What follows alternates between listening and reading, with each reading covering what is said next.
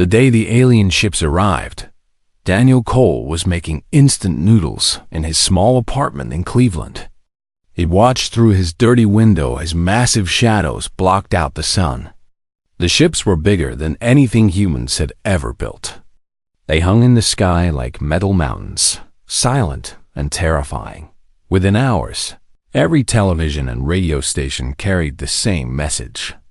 The Volanthi Empire had come to Earth. They had already conquered 17 star systems. Humanity was next. Daniel did not panic. He had stopped feeling much of anything after his mother died 2 years ago. He simply finished his noodles and waited to see what would happen next. What happened next surprised everyone. Queen Saralith of the Volanthi appeared on every screen across the planet. She was tall, nearly 8 feet, with skin the color of a moonless night. Her eyes burned like golden flames. 4 arms extended from her body, each one ending in fingers tipped with claws that could cut through steel. She was beautiful in the way a thunderstorm was beautiful, dangerous and impossible to ignore. "People of Earth," she said, her voice deep and strange, "I do not come to destroy you. I come with an offer." The offer was simple. 1 human male would become her husband. In exchange, Earth and all human colonies would be protected by the Empire. No Volanthi would harm any human. No other alien race would be allowed to attack human worlds. Humanity would be safe forever. The governments of Earth met in secret. They needed to find someone who would not be missed, someone ordinary and forgettable. Someone who would disappear into the stars and never cause problems. They found Daniel Cole. 2 weeks later, Daniel sat in a conference room surrounded by the most powerful people on Earth. The Secretary General of the United Nations explained the situation in calm, measured words. Daniel would marry the alien queen. He would leave Earth and never return. He would become a political symbol, nothing more. "Why me?" Daniel asked. "The Queen requested someone with your profile," said a woman in a military uniform. "No family, no important connections, a medical condition that limits your lifespan. You are perfect for this role." Daniel thought about his empty apartment, his dead-end life, the heart condition that doctors said would kill him before 60. He thought about how no one had visited him in months. How no one would notice if he vanished tomorrow. What if I say no? Then we find someone else. But the Queen was very specific. She wants someone ordinary, someone who will not threaten her power. Daniel laughed. It was a bitter sound. "I'm definitely ordinary." He signed the papers that afternoon. The wedding took place on the Volanthi flagship, a vessel so large it had its own weather systems. Daniel wore robes made of living metal that changed color based on his emotions. They kept shifting between gray and pale blue, which apparently meant confusion and sadness. He did not try to hide it. The ceremony hall was filled with aliens from dozens of species. Most of them looked at Daniel the way humans might look at a trained monkey, curious but not impressed. He was a novelty, nothing more. Queen Saralith walked toward him through the crowd. She moved like a predator, every step controlled and powerful. Up close, she was even more terrifying. Daniel could feel heat radiating from her body. He could smell something like burning metal and exotic flowers. "You are afraid," she said. It was not a question. "Yes, good. Fear keeps beings alive." She placed her primary hands on his shoulders. Her touch was surprisingly gentle. "By Volanthi law, you are now my property. By Volanthi tradition, you are my equal. Do you understand this contradiction?" Daniel looked up at her golden eyes. "I think I'm starting to." The court laughed. They thought he was being weak and submissive. They did not understand that he was being completely honest. The wedding feast lasted for hours. Daniel sat beside Saralith on a raised platform, watching aliens eat foods he could not identify. Servants brought him human dishes, simple things like bread and fruit. He ate without tasting anything. "You do not celebrate," Siralith observed. "I just left everything I knew forever. It's hard to feel festive. Your honesty is unusual. Most beings in this court hide their true feelings behind layers of lies and politeness. I don't see the point. You can probably tell when I'm lying anyway." Siralith made a sound that might have been a laugh. "You are correct. Valanthi can sense changes in body chemistry. Deception is difficult around us. Then I'll just stick with the truth. That may be the wisest thing any human has ever said." After the feast, Daniel was taken to his new quarters. They were larger than his entire apartment back in Cleveland, filled with furniture that adjusted to his body and windows that showed the stars outside. A Valanthi servant explained how everything worked and then left him alone. Daniel stood at the window for a long time, watching Earth shrink in the distance. His planet. His home. He would never walk its streets again. Never feel rain on his face. Never see another sunset through Cleveland's gray clouds. He waited to feel grief. Waited to feel rage or despair or anything at all. Instead, he felt something unexpected. Relief. On Earth, he had been nobody. A failed teacher with a broken heart and a countdown to death. Here, among the stars, he was still nobody. But at least he was nobody with a purpose. He had saved his entire species simply by existing. That was more than he had ever accomplished before. "Okay," he said to the empty room. "Let's see what happens next." The next morning, a Valanthi official came to explain his duties. As consort, Daniel would attend official functions. He would stand beside the queen during ceremonies. He would smile and wave and look harmless. He would not speak unless spoken to. He would not leave the palace without permission. He would not contact Earth directly. "What about the queen?" Daniel asked. "Will I actually see her?" The official looked confused. "You will see her at public events, but not in private. The queen has many responsibilities. She does not have time for personal matters." Daniel nodded slowly. He understood now. He was not a husband in any real sense. He was a trophy, a symbol, a living reminder that the Valanthi Empire could take anything it wanted from younger species, but symbols could be powerful things. Daniel had taught enough history to know that. The right symbol at the right moment could change the course of civilizations. Maybe being a trophy was not so bad after all. He settled into his new life with quiet determination. He would learn everything he could about this empire. He would watch and listen and remember. And someday, when the moment was right, he would find a way to be more than just a symbol. Someday, he would matter. He just had to survive long enough to figure out how. Daniel spent his first month in the palace, learning how not to die. The Valanthi Imperial Residence was a massive station orbiting a purple gas giant. Its halls stretched for miles, filled with creatures from across the empire. Most of them wanted nothing to do with the human consort. Some of them wanted him dead. He learned to recognize the warning signs. A certain look in alien eyes. A slight change in body language. The way conversation stopped when he entered a room. He was an outsider in every way possible, and many nobles saw him as an insult to their queen.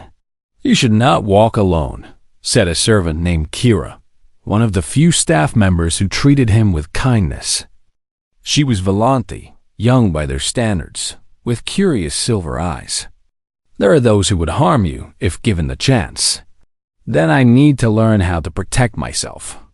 Kira shook her head. "Humans cannot fight Valanthi. You are too small, too slow, too fragile." Daniel smiled. It was not a kind smile. "Then I need to learn how to cheat." He requested access to the palace training halls. The request was denied. He requested again, this time adding that he wished to better understand Volanti culture through their martial traditions. The request was considered for 3 days before being approved. The training halls were vast chambers, where warriors practiced combat techniques that had been developed over thousands of years. Daniel watched them move, studying every motion. Volanti fighters could reshape their limbs into weapons. They could extend bone spurs from their flesh. They could release chemicals that paralyzed their enemies. Daniel could do none of these things, but he could learn. The guard captain was named Torek. He was old and scarred, missing one eye and half of his left arm. The other warriors respected him deeply. When Daniel asked if he could train with the guards, Torek laughed so hard he nearly fell over. "A human wants to learn Volanti combat?" Torek said. "You would not survive the warm-up exercises. Try me." Torek stopped laughing. Something in Daniel's voice made him curious. "Very well, human. Show me what you can do." The warm-up exercises nearly killed Daniel. His heart pounded against his ribs. His muscles burned. His lungs felt like they were filled with fire. But he did not stop. He did not complain. He simply kept going until his body refused to move.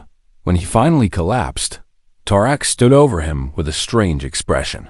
"You have no talent," the captain said. "No natural ability. Your body is weak and your instincts are wrong." Daniel gasped for breath. But you have something else. Something rare." Torek reached down and pulled Daniel to his feet. "You have will. Come back tomorrow. We will see if you can survive another session." Daniel came back every day for a year. The training changed him. His body grew stronger, pushing against the limits of human capability. His reflexes sharpened. His mind learned to process combat situations with cold efficiency. He would never be as strong as a Volanti warrior, but he learned to be faster, smarter, more unpredictable. "You fight like water," Torek told him one evening. "You flow around the obstacles instead of crashing through them." "I fight like someone who knows he cannot win a fair fight," Daniel replied. "So I make sure the fight is never fair." During this time, something unexpected happened. Queen Zaralith began to notice in Dot. It started with small things. She would ask him questions during state dinners. She would request his presence at council meetings. She seemed genuinely interested in human history, human art, human philosophy. "Your species is young," she told him one night as they walked through the palace gardens. "Yet you have accomplished much. The Volanti took 50,000 years to reach the stars. Humans did it in less than 500. How?" Daniel thought about the question carefully. "We are afraid of being forgotten. Our lives are short, so we try to leave something behind. Every generation wants to go further than the last. A fear of death drives you to greatness? Fear of meaninglessness. Death we can accept. Being forgotten terrifies us." Zaralith was quiet for a long moment. "That is surprisingly profound for a species so young. We've had a lot of time to think about it. Short lives mean a lot of funerals." Their conversations became longer and more frequent. Daniel learned that Zaralith was not the cold conqueror she appeared to be. She was a ruler trapped by tradition, surrounded by enemies who wanted her throne. The noble houses constantly plotted against her. Every decision she made created new opponents. "You have been married 6 times before me," Daniel said one evening.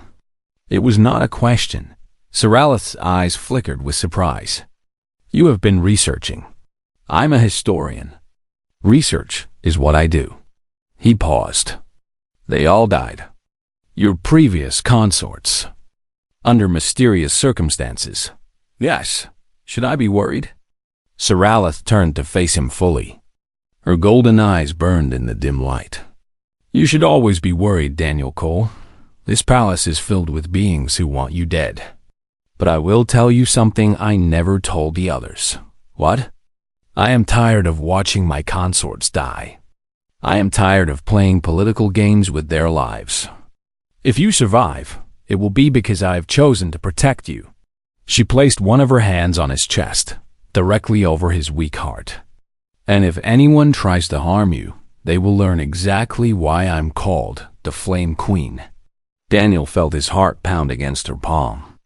That's either very reassuring or very terrifying. It is both.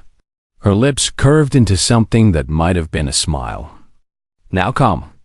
We have a council meeting, and I want to see the nobles' faces when I ask the human for his opinion on trade negotiations."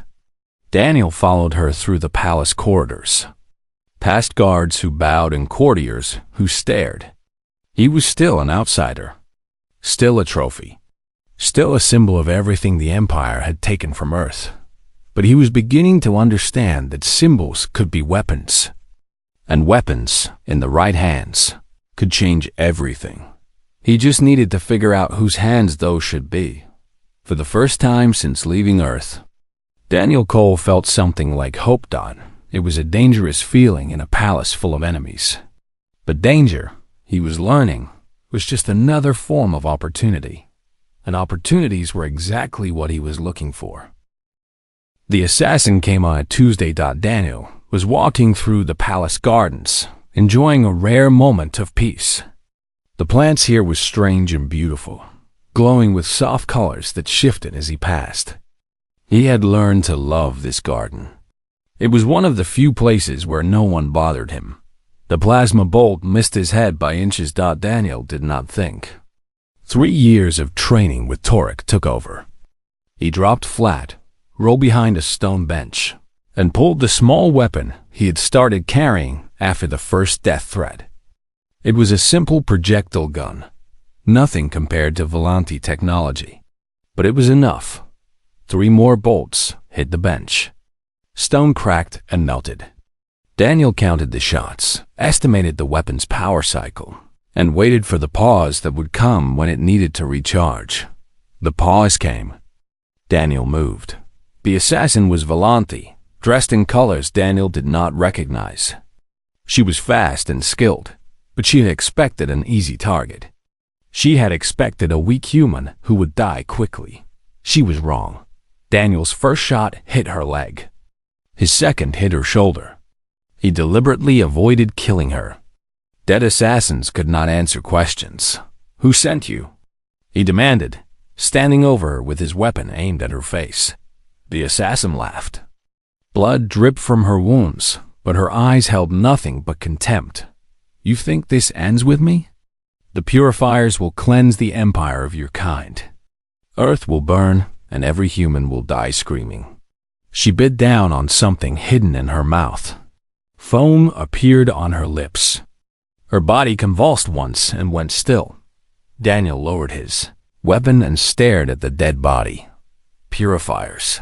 He had never heard the name before, but he intended to learn everything about them. Saralath arrived with guards moments later. Her face was calm, but Daniel could see rage burning in her golden eyes. She examined the assassin's body, noted the colors of her clothing, and turned to face Daniel. "You are unharmed?" "Yes, good." She gestured to her guards. "Take the body. Begin investigation. I want to know everything about this assassin within the hour." The investigation revealed troubling facts. The assassin belonged to a house that had been destroyed generations ago. Someone had secretly rebuilt it, armed it, and aimed it at Daniel. Someone with enormous resources and influence. "This is not a simple assassination attempt," Saralath told Daniel in her private chambers. "This is the beginning of a war." Daniel had reached the same conclusion. Over the following months, he threw himself into the investigation. He used skills he had developed as a historian, tracking down old records and connecting scattered pieces of information. He built a network of informants among the palace staff, servants who were tired of being ignored by their noble masters. What he discovered was terrifying. 12 noble houses had formed a secret alliance called the Purifiers. Their goal was simple: eliminate all species they considered inferior. Humans were at the top of their list, but they intended to eventually target dozens of other protected races throughout the Empire. They see Earth as a test, Daniel reported to Sir Aleth. If they can destroy humanity while the Empire does nothing, it proves that the protection treaties are meaningless. After that, they will move on to other worlds. They would not dare. I would destroy them. They believe you will be too busy dealing with other problems. Daniel pulled up files on his datapad. Your Majesty, High Admiral Catherine is one of the conspirators. Sir Aleth went very still. Catherine commanded the Imperial fleet. If he was a purifier, the entire military was compromised. You are certain? Daniel showed her the evidence. Financial transfers to hidden accounts. Communications with other conspirators. Records of ships and weapons being secretly moved to a hidden base in the far reaches of the Empire. Catherine had been preparing for this moment for over a decade. We must act immediately, Sir Aleth said.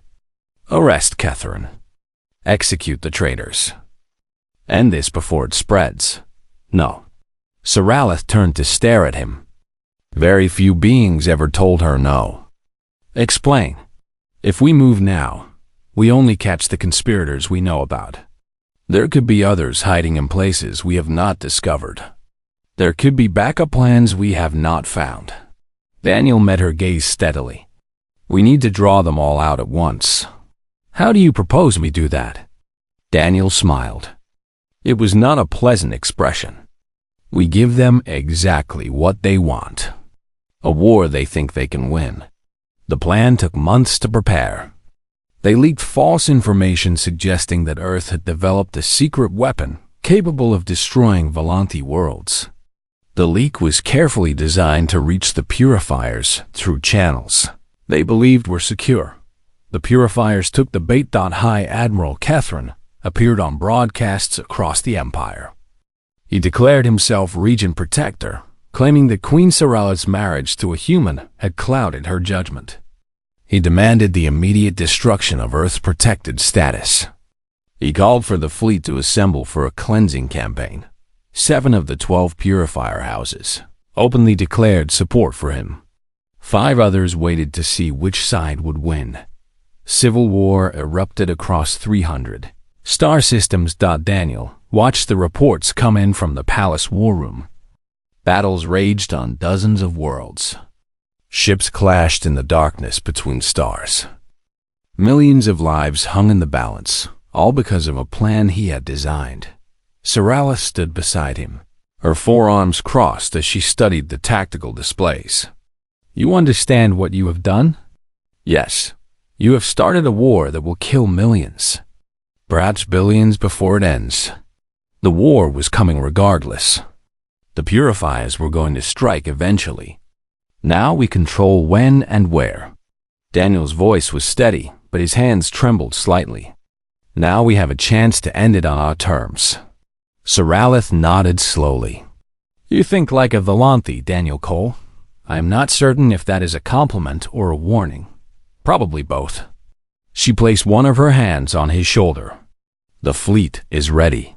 The loyal admirals await my command. But there is one more thing I require. What? You. Her golden eyes burned into his. You created this war. You will help me finish it. You will fight at my side, husband. Daniel thought about the small apartment in Cleveland. The quiet life he had left behind. The man he used to be, who had never raised a hand against anyone. That man was gone. The war had killed him long before the first shot was fired. Give me a weapon, Daniel said, and tell me where to point it. Sir Aleth smiled. For the first time, it looked almost proud. That is exactly what I wanted to hear. The celebration lasted for 5 days. Every world in the Empire held festivals in honor of the victory. Ships launched fireworks that burned across entire star systems. Beings from 100 species sang songs about the war's end.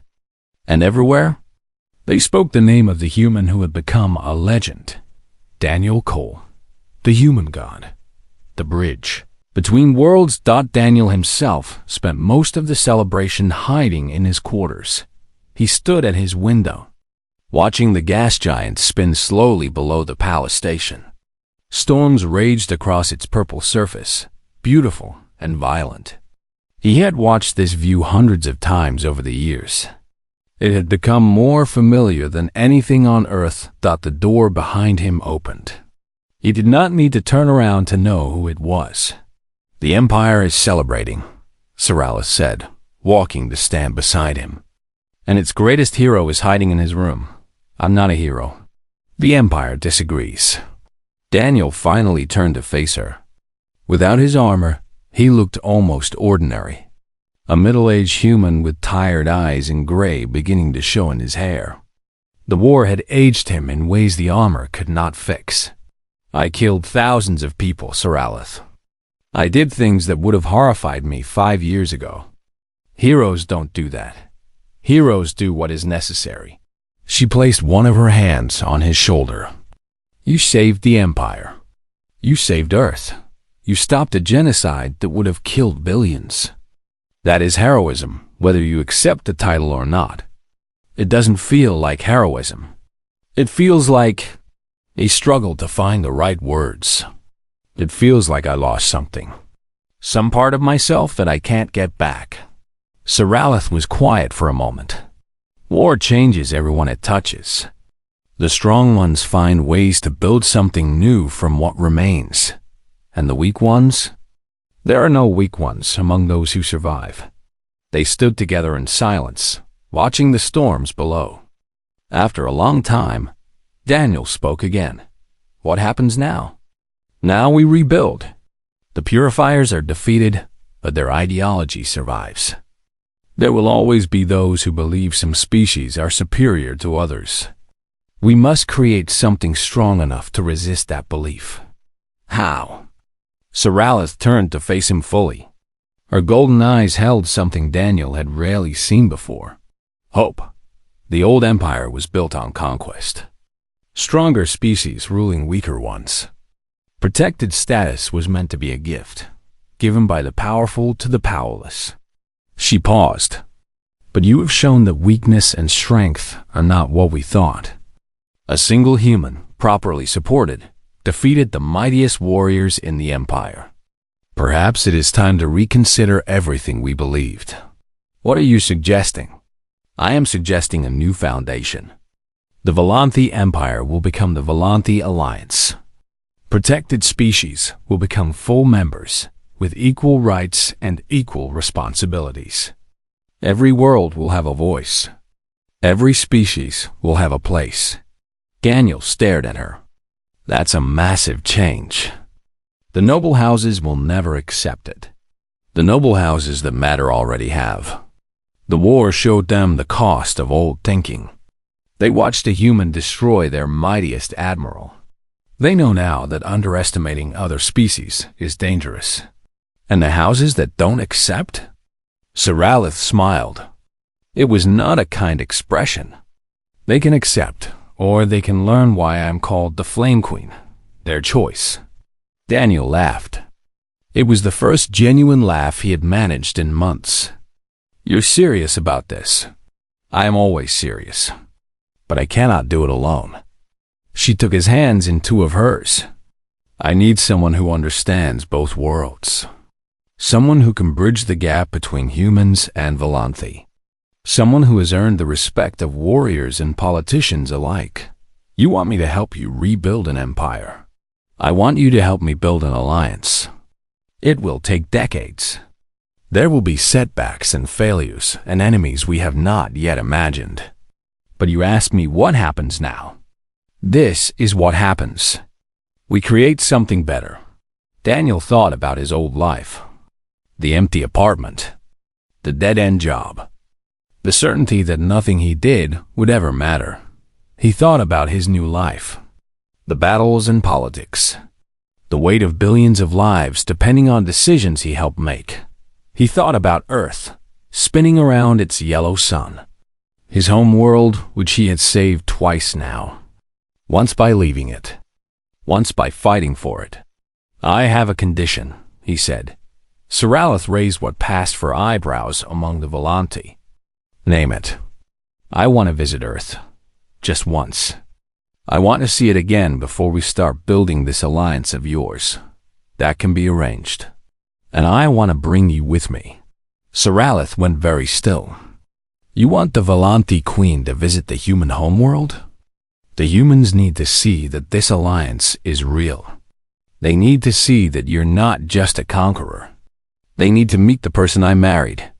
Daniel squeezed her hands gently. They need to meet my wife. For a long moment, Soralith said nothing. Then, slowly, her expression softened into something almost tender. You continue to surprise me, Daniel Cole. I thought I understood humans when I married you. I was wrong. You are far more complex than I imagined. Is that a yes? That is a yes. She leaned down and pressed her forehead against his, a gesture of deep affection among the Volanti. We will visit your Earth together. We will show them what we can build. And then we will spend the rest of our lives proving that the universe is bigger than any single species. Daniel closed his eyes. He thought about the scared history teacher who had signed papers in a conference room 5 years ago. That man had expected to disappear into the stars and be forgotten. Instead, he had become something he never imagined. A warrior, a diplomat, a symbol, a husband, a bridge between worlds. Okay, he said softly. Let's do this. Outside the window, the storms on the gas giant continued to rage. But above them, the stars shone steady and bright. Somewhere among those stars, Earth waited. Humanity waited. A future waited that no one had dared to imagine. And Daniel Cole, the ordinary man who had become a legend, was ready to help build it one step at a time, one world at a time, together. The armor was unlike anything Daniel had ever seen. It lay on a table in Soralith's private chambers, gleaming with dark energy. The metal seemed alive, shifting and flowing even as he watched. Symbols covered its surface, ancient Volanti writing that pulsed with soft light. This was built for you, Soralith said. My scientist has been studying human biology since our wedding. They have created something entirely new. A fusion of Volanti technology and human adaptability. Daniel reached out and touched the armor. It felt warm, almost welcoming. What does it do?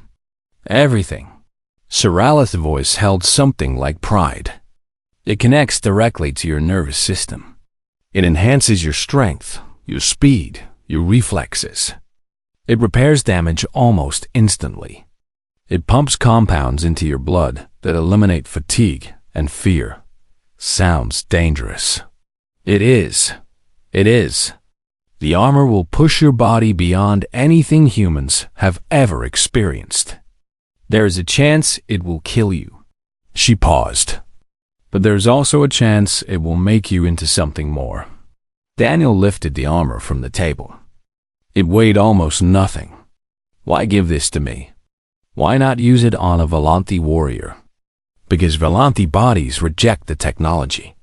We are too rigid, too set in our biological patterns. Humans are different. Your species is remarkably adaptable.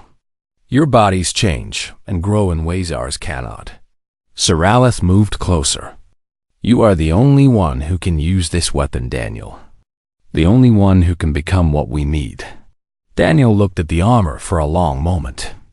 He thought about Earth, about the billions of people who had no idea a war was being fought to determine their survival. He thought about the purifiers, about their hatred and their plans for genocide. He thought about the history teacher from Cleveland who had walked away from everything he knew. Help me put it on, he said. Armor flowed over his body like liquid metal.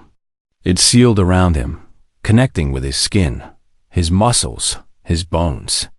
Pain shot through every nerve as the technology integrated with his biology. Daniel screamed, but he did not fall. Then the pain stopped.